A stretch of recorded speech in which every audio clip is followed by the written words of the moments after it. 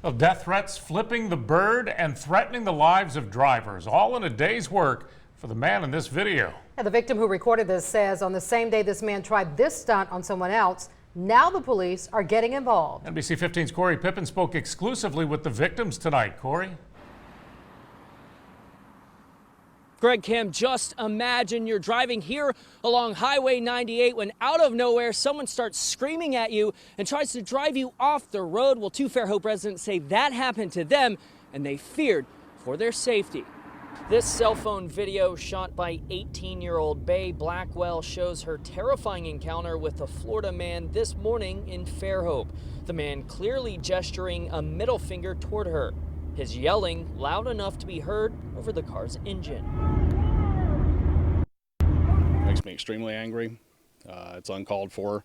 Scott Blackwell, the teen's father, says the footage only shows part of his daughter's ordeal, which began as she drove in the right lane of Highway 98 on her way to Fairhope High School. This guy came up from about 3 or 4 cars behind her, driving erratically. She saw him swerving around in the rearview mirror. He pulled over in front of her, slammed his brakes on. My daughter narrowly avoided him, got her into the left lane. That's when she started her camera.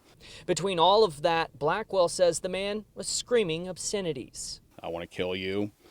I think the final word started with a B. Just horrible, horrible things to her. The altercation with Blackwell's daughter ended when she turned onto campus, but the man was far from done. Minutes later, another victim who did not want to be identified says the driver pulled up next to him at a traffic light. He is constantly screaming at me, telling me that he wants to kill me. The victim says the man followed him onto I-10 toward Mobile, repeatedly trying to force him off the road. According to the victim, his interaction with the man continued all the way into Mississippi, where he was able to notify a police officer who pulled the man over.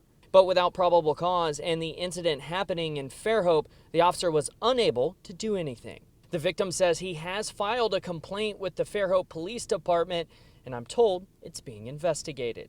This individual is the worst road rage I've ever seen.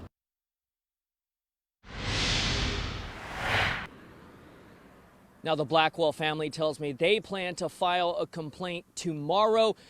Fairhope police are still searching for witnesses, so if you witnessed any of the crimes today, contact the Fairhope Police Department immediately. Reporting live in Fairhope, I'm Corey Pippen, NBC 15 News.